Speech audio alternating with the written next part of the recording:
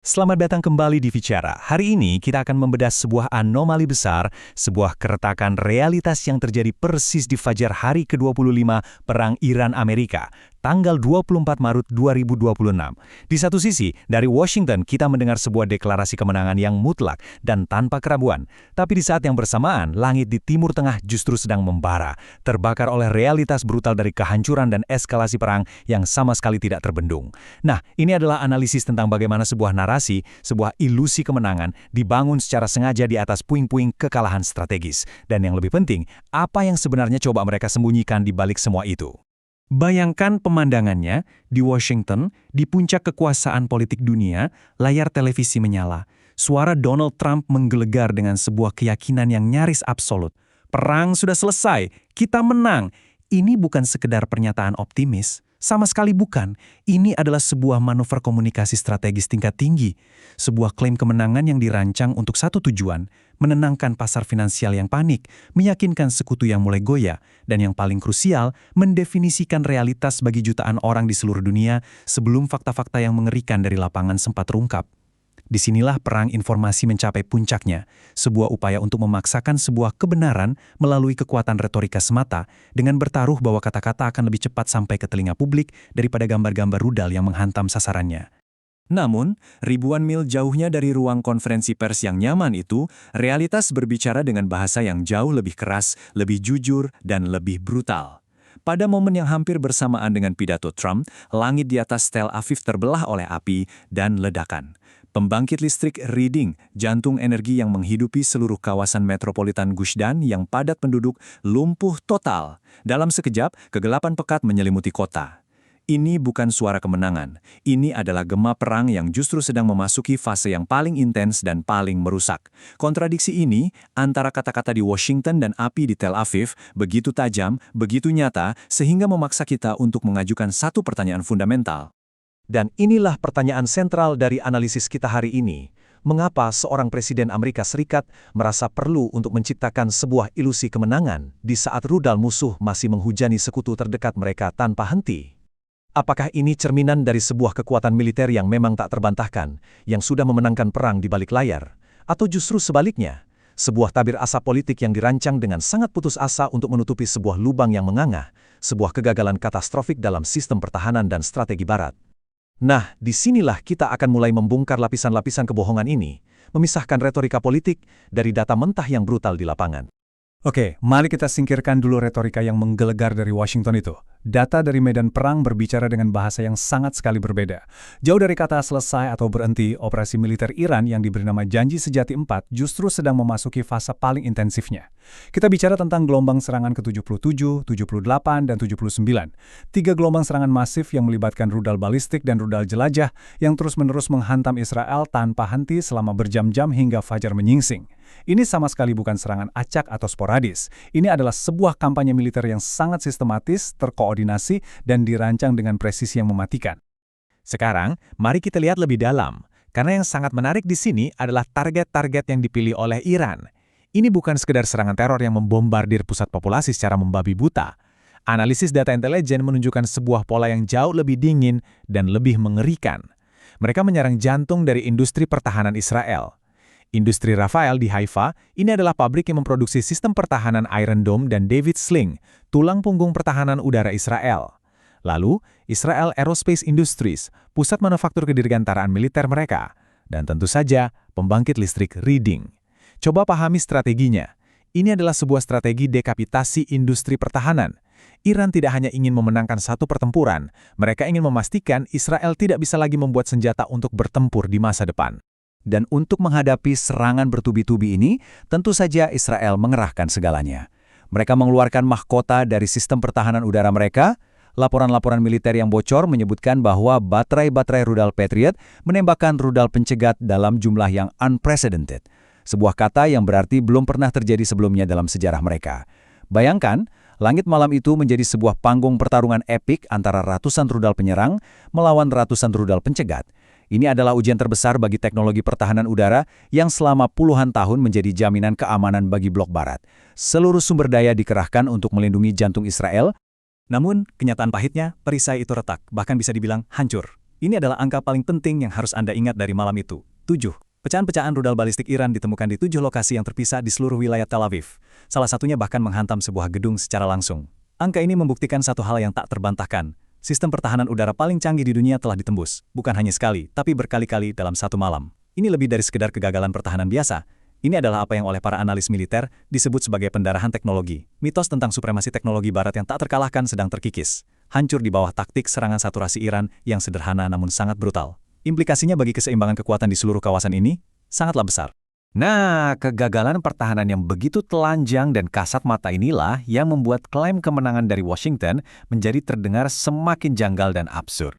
Jika di lapangan terjadi sebuah bencana militer, mengapa di ruang konferensi pers justru dideklarasikan sebuah kemenangan besar?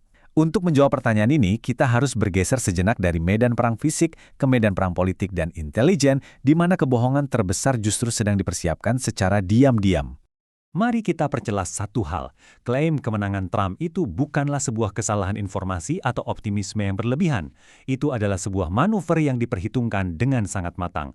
Sebuah tabir asa politik yang sengaja ditiupkan. Maka pertanyaannya menjadi jauh lebih mendesak, apa yang begitu besar, begitu signifikan secara strategis yang perlu disembunyikan di balik kepulan asap retorika ini? Jawabannya ternyata tidak ditemukan di siaran berita malam, melainkan pada data-data mentah intelijen sumber terbuka atau OSINT yang menceritakan sebuah kisah yang sama sekali berbeda. Inilah angka yang seharusnya menjadi tajuk utama di seluruh dunia, namun justru bergerak dalam kesunyian yang paling dalam. 716. Itulah jumlah penerbangan kargo militer kelas berat milik Amerika Serikat yang terdeteksi oleh para analis OSIT bergerak serentak menuju pangkalan-pangkalan udara di Timur Tengah. Sebuah armada udara raksasa yang terbang di bawah radar media massa. Ini adalah sebuah Leviathan logistik. Sebuah mobilisasi bayangan dalam skala yang tidak pernah terlihat dalam beberapa dekade terakhir. Dan operasi masif ini terjadi persis di saat pemimpin mereka mengumumkan di hadapan seluruh dunia bahwa perang telah berakhir. Kontradiksinya tidak bisa lebih jelas dan lebih mengerikan lagi. Dan coba lihat siapa yang mereka kirim. Data WESIN merinci unit-unit yang sedang dimobilisasi. Divisi Lintas Udara ke-82 dan ke-101, Delta Force Navy SEALs. Ini bukan pasukan penjaga perdamaian atau unit logistik biasa. Mereka adalah ujung tombak dari kekuatan proyeksi militer Amerika, pasukan yang dirancang khusus untuk serangan darat skala besar dan operasi khusus di belakang garis pertahanan musuh. Jadi, mari kita rangkai semuanya. Sementara Presiden berbicara tentang perdamaian dan mengakhiri perang, Pentagon secara diam-diam justru sedang mempersiapkan babak baru yang jauh lebih berbahaya dan lebih berdarah. Klaim kemenangan itu bukan akhir dari cerita. Itu hanyalah sebuah taktik untuk membeli waktu, sebuah selubung untuk memberi ruang bagi militer Amerika Serikat melakukan reposisi besar-besaran sebelum melancarkan serangan yang sesungguhnya ke titik-titik saras Iran, seperti Pulau Karg. Namun, ada satu medan perang di mana tidak ada pidato politik secanggih apapun yang bisa menyembunyikan kenyataan pahitnya, yaitu ekonomi global. Sementara militer bergerak dalam bayang-bayang, dampak perang di Selat Hormuz terasa sangat nyata dan menyakitkan di seluruh dunia. Sebuah proses yang oleh para ekonom kini disebut sebagai asfiksia global, sebuah proses pencekikan yang terjadi secara perlahan pada arteri utama ekonomi dunia. Sebelum kita melihat dampaknya, penting sekali untuk memahami satu istilah kunci ini, force majeure. Ini bukan sekedar istilah bisnis yang rumit. Anggap saja ini adalah sinyal SOS dalam dunia ekonomi. Sebuah tanda bahwa rantai pasok global sedang putus dan tidak ada lagi yang bisa menjamin bahwa pengiriman energi atau barang akan tiba sesuai jadwal. Sederhananya, ini adalah tombol panik ekonomi dan tombol itu baru saja ditekan. Dan benar saja, tombol panik itu baru saja ditekan oleh Qatar Energy, salah satu raksasa gas alam cair terbesar di dunia. Mereka secara resmi menyatakan force majeure atas kontrak-kontrak pengiriman gas mereka ke Italia, Belgia, dan bahkan Korea Selatan. Pada saat yang sama, Iran menerapkan apa yang disebut blokade selektif di Selat Hormuz. Mereka hanya mengizinkan kapal-kapal tanker dari negara sahabat seperti Tiongkok dan India untuk lewat, sementara secara efektif mencekik 20% aliran energi ke dunia barat. Efek dominonya pun tak terhindarkan. Pemadaman listrik darurat mulai melanda Kuwait dan Arab Saudi. Ini bukan lagi sekedar masalah kenaikan harga. Ini adalah bukti tak terbantahkan bahwa perang ini yang diklaim sudah selesai justru sedang secara aktif mencekik leher ekonomi global. Dan ironisnya, sekutu-sekutu terdekat Amerika lah yang pertama kali mulai kehabisan napas. Dan jika masih ada yang meragukan, lihat saja indikator yang paling jujur dari semuanya. harga minyak mentah. Karena ada satu entitas di dunia ini yang tidak bisa dibohongi oleh retorika politik, pasar finansial global. Pasar tidak mendengarkan konferensi pers. Pasar membaca data kapal tanker yang tertahan di lautan, data produksi energi yang anjlok, dan data premi asuransi perang yang meroket. Setiap angka yang melonjak di layar ini adalah paku terakhir di peti mati narasi perang telah berakhir. Pasar tahu badai yang sesungguhnya baru saja akan dimulai. Klaim kemenangan seharusnya menyiratkan adanya deeskalasi kan? Seharusnya konflik berreda. Namun, semua data dari berbagai front di kawasan justru menunjukkan hal yang sebaliknya. Perang ini tidak menyusut. Ia justru bermetastasis, seperti sel kanker, menyebar ke negara-negara tetangga dan menarik lebih banyak aktor ke dalam pusaran kekerasan yang semakin tidak terkendali. Ini membuka front-front pertempuran baru yang memperumit situasi hingga ke titik yang sangat kritis. Contoh paling dramatis dari perluasan perang ini adalah perubahan posisi Arab Saudi.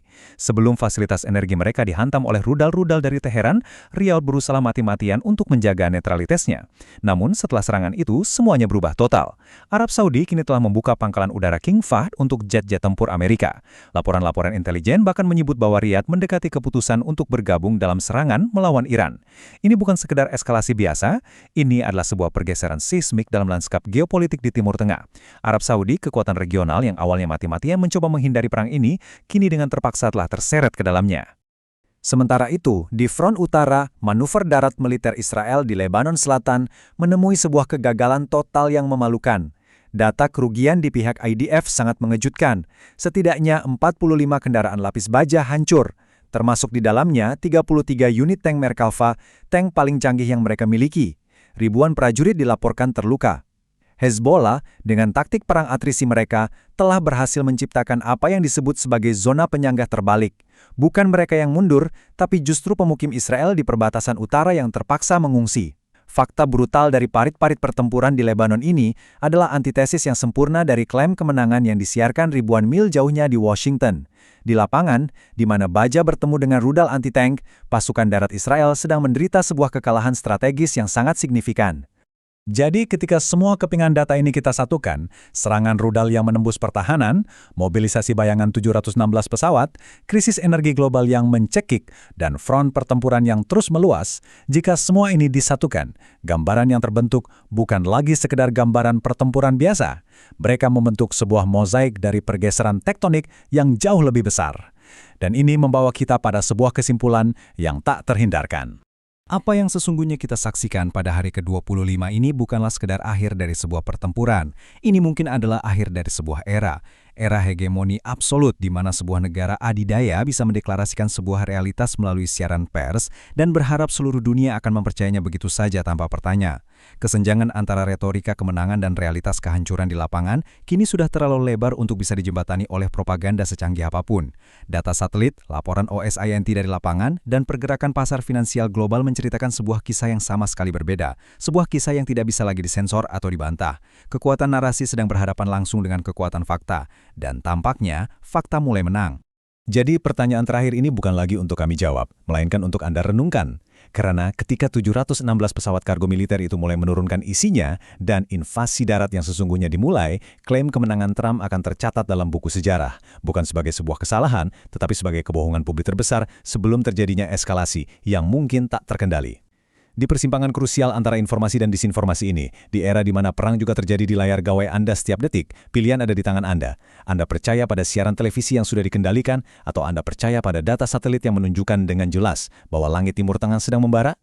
Dunia menjadi semakin kompleks, dan kemampuan kita untuk membedakan antara sinyal dan kebisingan, antara fakta dan fiksi, menjadi semakin krusial dari hari ke hari. Terima kasih telah menyimak analisis mendalam ini bersama kami di Vicara. Untuk terus mendapatkan perspektif yang berbasis data dan fakta, bukan sekedar retorika, pastikan Anda berlangganan di kanal kami, vicara.id. Sampai jumpa di analisis berikutnya.